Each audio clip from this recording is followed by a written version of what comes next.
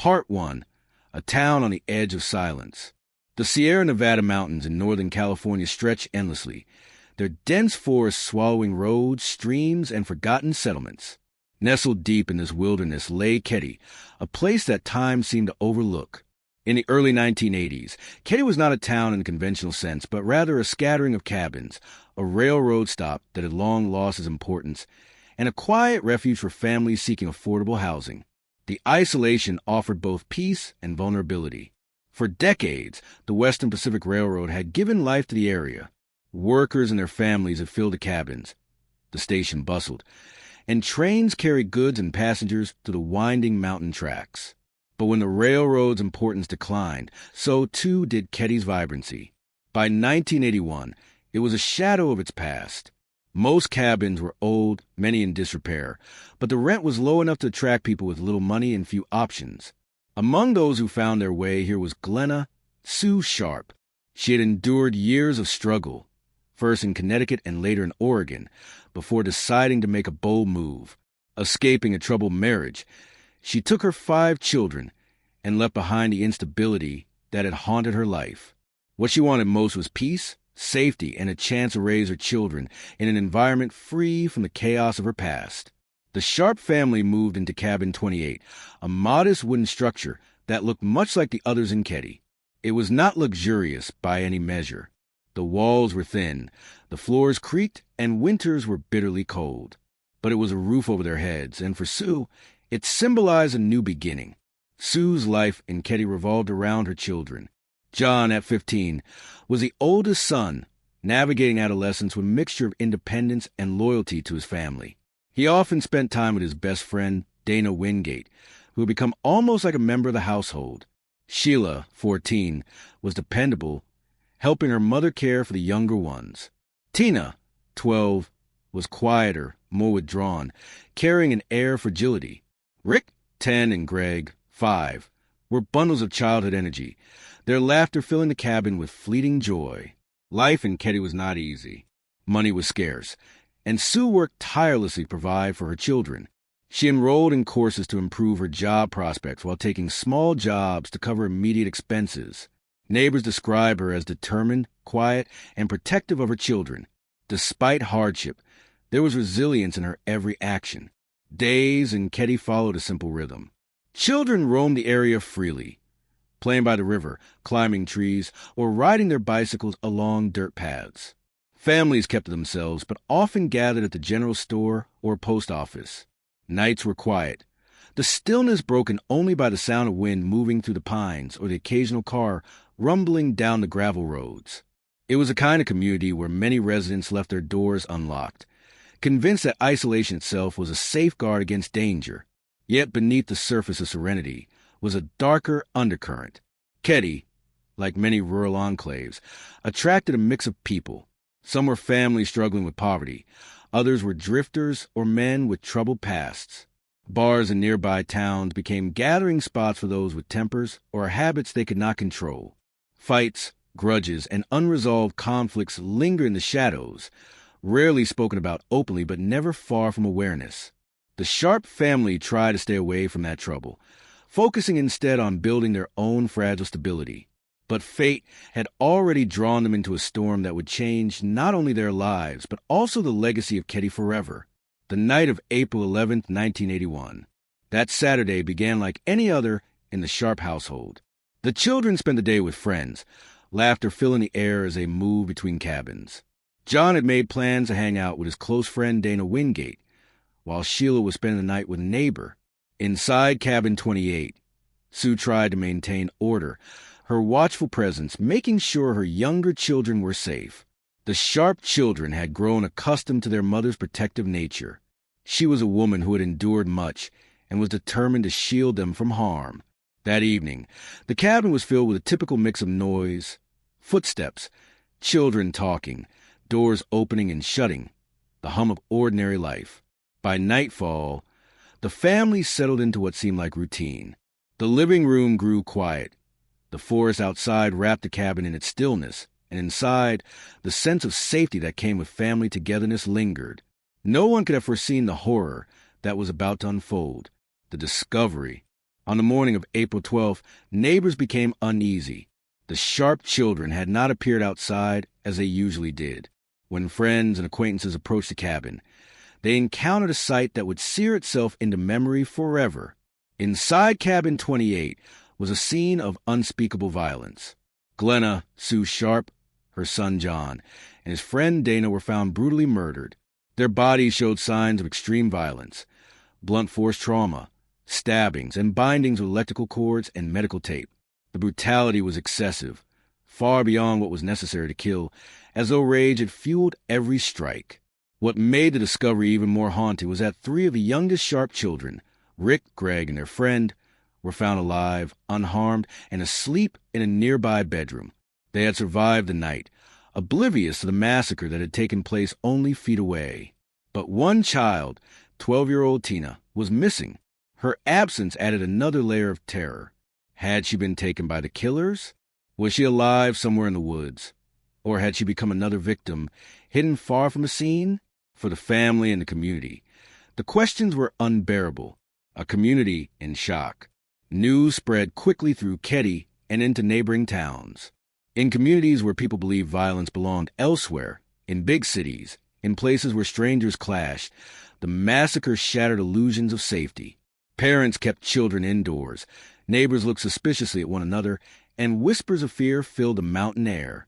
Law enforcement arrived to investigate, but from the very beginning, the case was plagued with problems. Evidence was mishandled, leads were confused, and the sheer brutality of the crime overwhelmed investigators. What became clear was that the killers had not only attacked with ferocity, but had also left behind an aura of mystery that would haunt Keddie for decades. For the Sharp family, there was no recovery, only loss. For the town, there was no forgetting.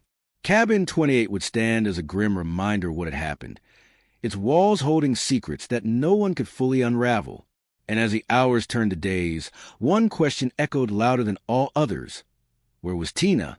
The morning of April 12, 1981, would be remembered as the day innocents died in Keddie. The sheriff's department, unprepared for a crime of this magnitude, descended on Cabin 28.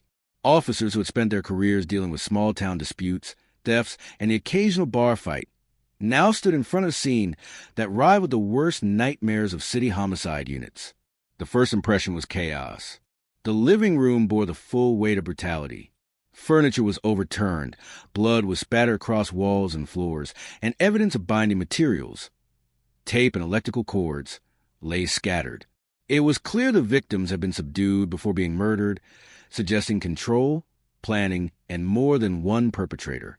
The bodies of Sue Sharp, her son John, and his friend Dana told a grim story. Each had suffered multiple forms of attack. They had been beaten with a hammer-like object, stabbed with knives, and strangled. The savagery seemed personal, not random, as though hatred fueled the violence. For investigators, the absence of 12-year-old Tina stood out immediately. Her disappearance transformed the crime scene from a triple homicide into a chilling mystery. Search parties fanned into the surrounding forest, calling her name, scouring trails and riverbanks. But the woods offered no answers. Every hour without a sign of Tina deepened the sense that she had been taken, either as a witness to silence or as a victim claimed in a way more sinister than anyone dared imagine. Early mistakes. From the very beginning, critical errors undermined the investigation. Law enforcement failed to properly secure the scene, allowing multiple individuals to move through the cabin before evidence was cataloged.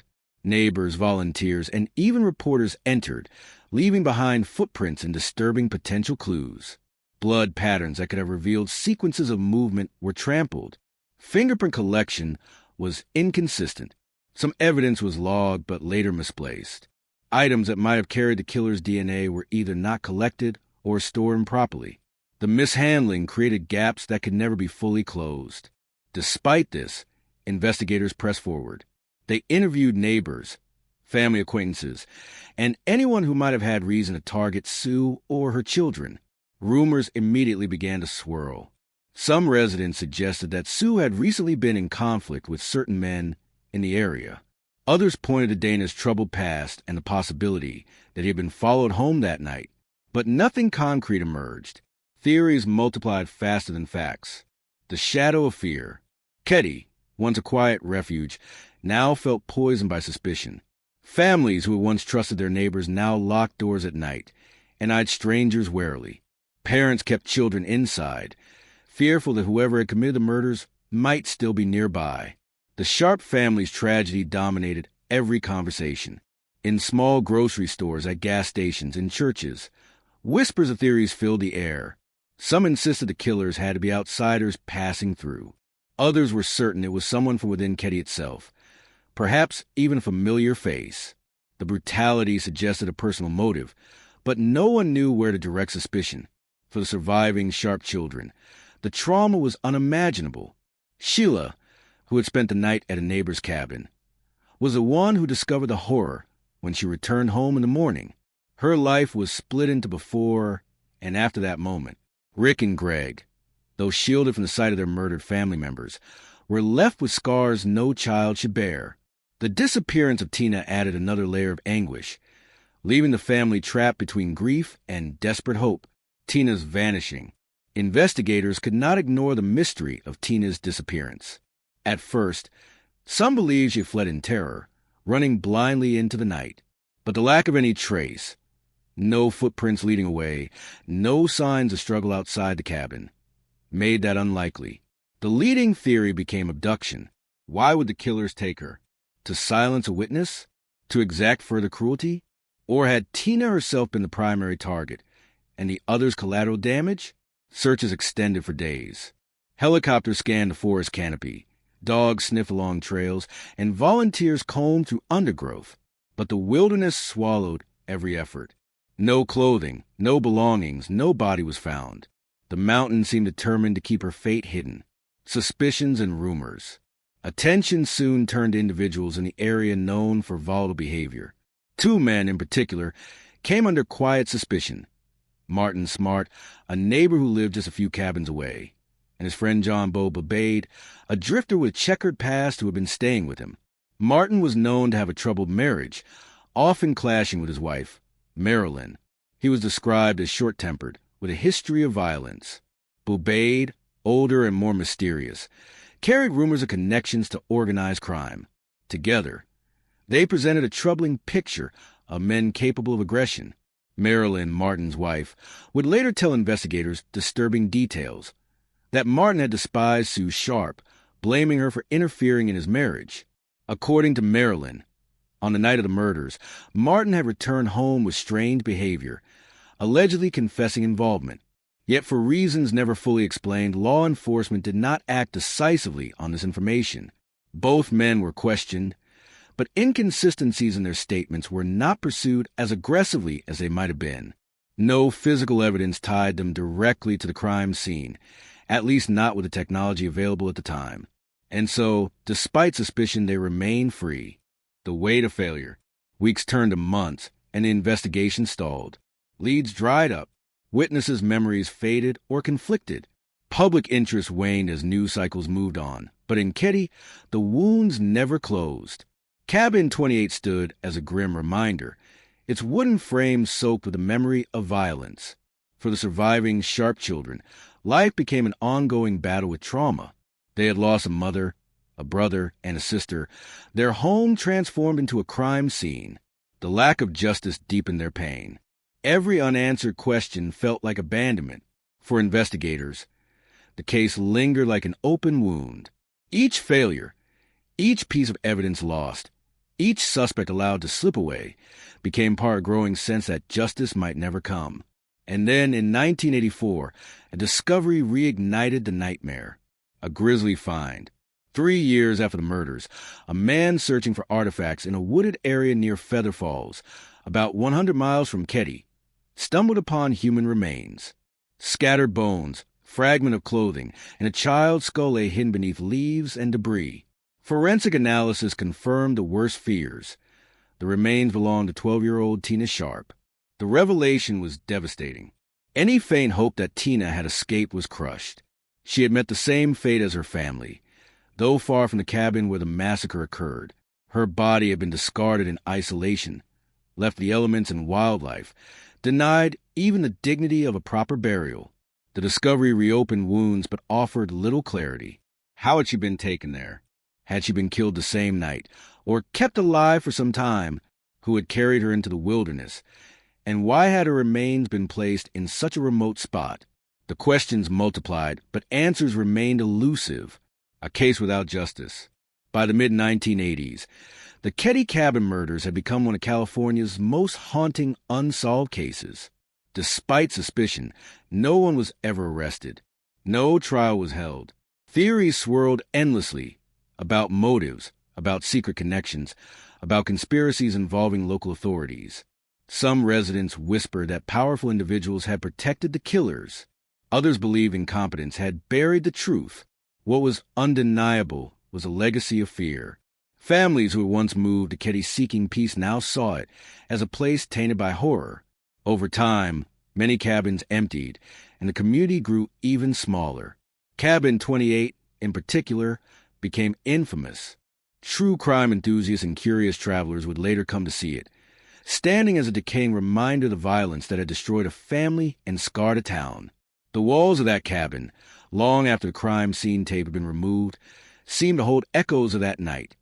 Unanswered screams, unspoken truths, and a silence heavier than the mountains themselves. The massacre at Cabin 28 quickly became more than a tragedy. It was a test of whether justice in a small, underfunded community could prevail against brutality. The Plumas County Sheriff's Department, already overwhelmed, soon found itself at the center of growing criticism. Residents whispered about incompetence, mishandling, and even corruption. The official investigation had barely scratched the surface when suspicions began to harden around two men, Martin Smart and John Bo Babade. The neighbor, Martin Smart. Martin was not just any resident of Keddie. He lived only a few cabins away from the Sharps, a military veteran. He carried the image of discipline on the outside, but behind closed doors, his life was turbulent. His marriage to Marilyn was fraught with arguments, jealousy, and accusations. Violence was part of his nature, and many in town knew him as a man whose temper could ignite without warning. In the weeks leading up to the murders, Sue Sharp had been a quiet supporter of Marilyn. Friends later reported that Sue had encouraged Marilyn to leave Martin, offering advice and sympathy. To Martin, this interference may have been intolerable. His pride and anger often outweighed reason, and he resented those who undermined his control. Adding to suspicion was his behavior on the night of April 11th. Martin had reportedly gone out with Bo Babade, returning home late. Marilyn recalled that Martin seemed disturbed, speaking strangely and showing signs of agitation. According to some accounts, he even admitted indirectly to being involved in crime. The outsider, John Bo Babade. Bo was a drifter in his early 50s who had been staying with the Smart family. Unlike Martin, Bo had no ties to Keddie. His background was checkered with rumors of criminal activity, and some whispered about connections to organized crime in Chicago. Though never proven, his aura was enough to make many uneasy. He and Martin had formed an odd friendship, two troubled men drawn together by shared dysfunction. They frequented bars, often drank heavily, and sometimes spoke in ways that made others uncomfortable. To investigators, the possibility that Bo had played a role in the murders was not far-fetched.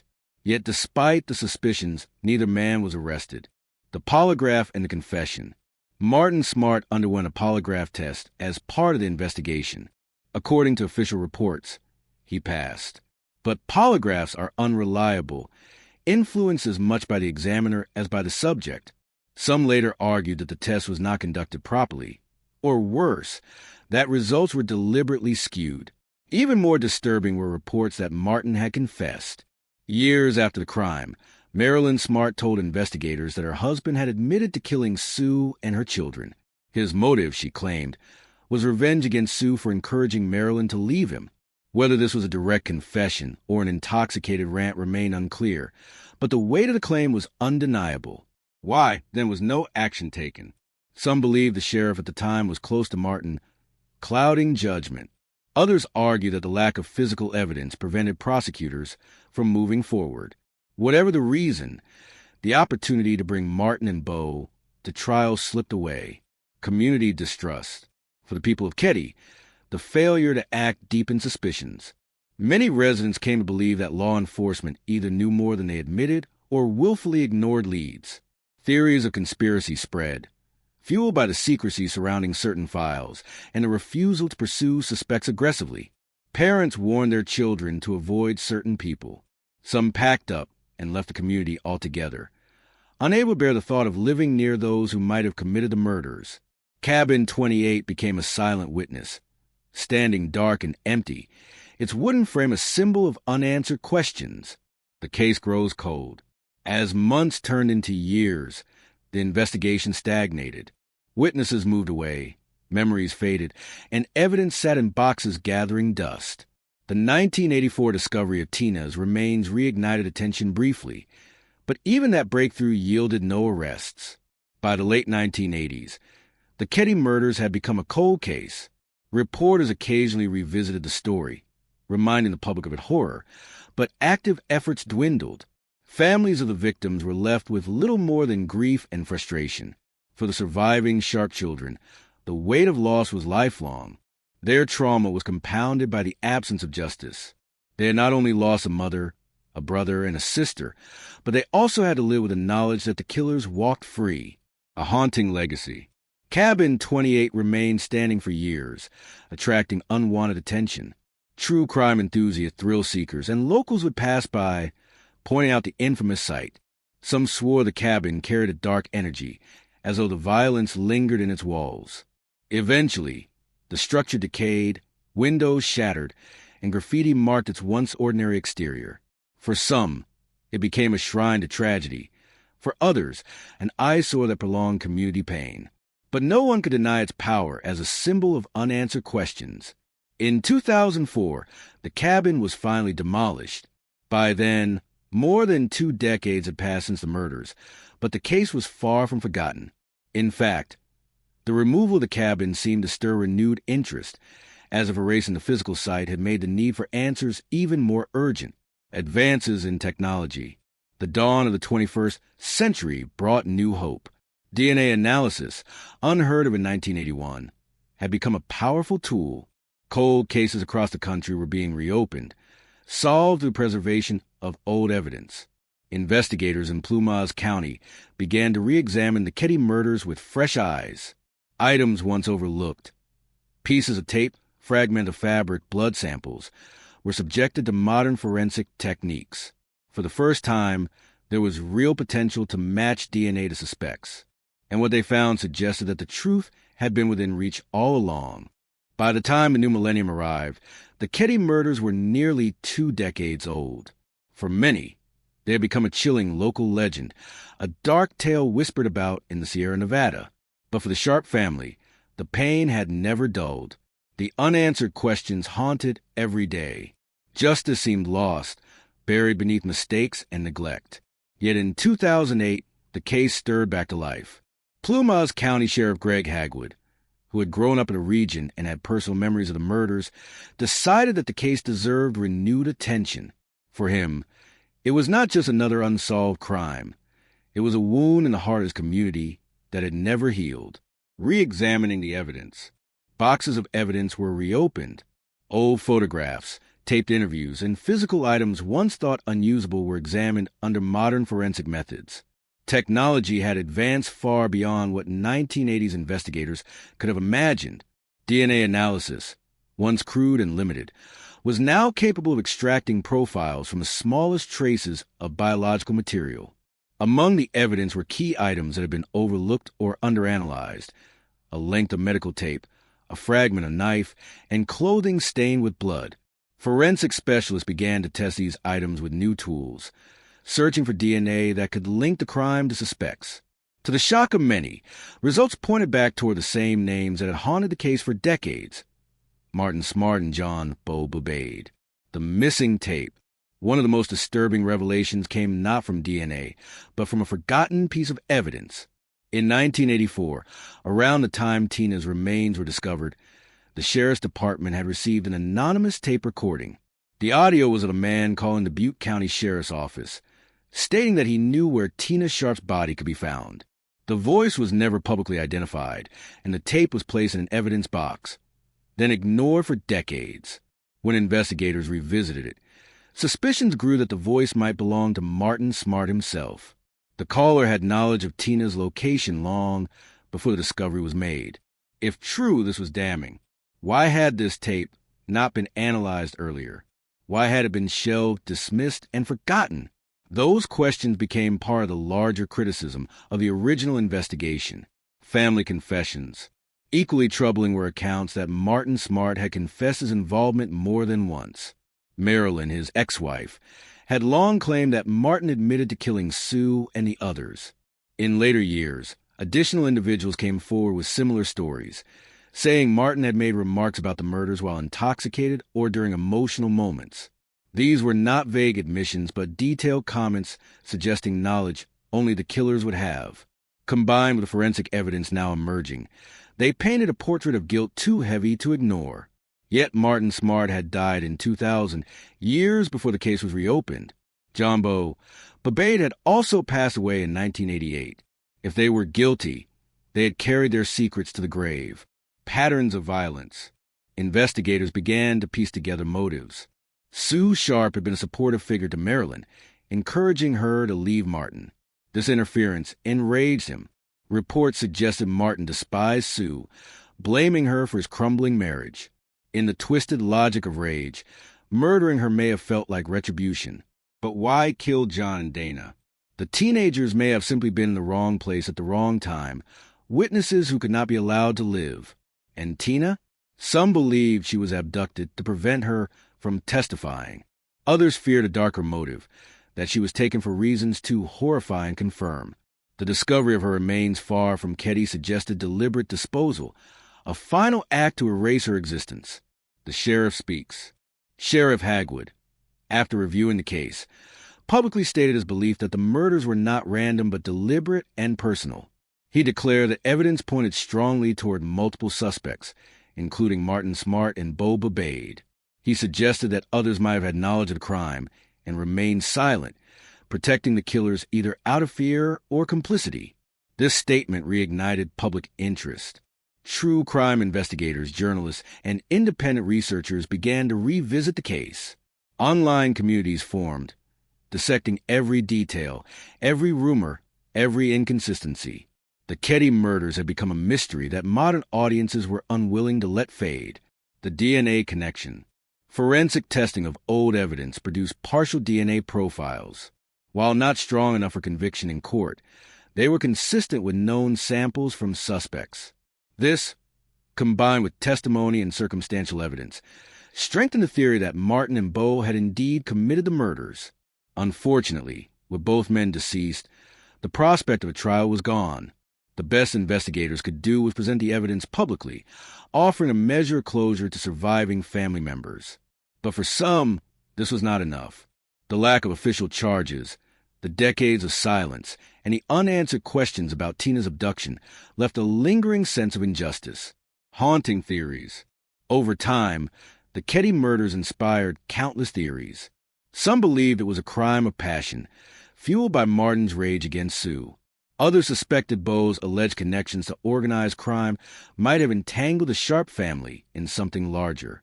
There were whispers of cover-ups, suggestions that law enforcement figures had deliberately suppressed evidence. The forgotten tape, the mishandled crime scene, and the ignored confessions only fed these suspicions. Even with a modern investigation pointing clearly toward Martin and Beau, doubts remained. Could others have been involved? Did the killers act alone, or were they part of a wider conspiracy? The unanswered questions. By the mid-2010s, the Keddie case had once again slipped into a liminal space between closure and mystery. Officially, investigators believed they knew who had committed the murders. Unofficially, the public still debated endlessly. For the Sharp family, it was bittersweet. They had answers, but not justice. They had truth, but not accountability. The killers had died free men, never standing trial, never facing the consequences of their actions.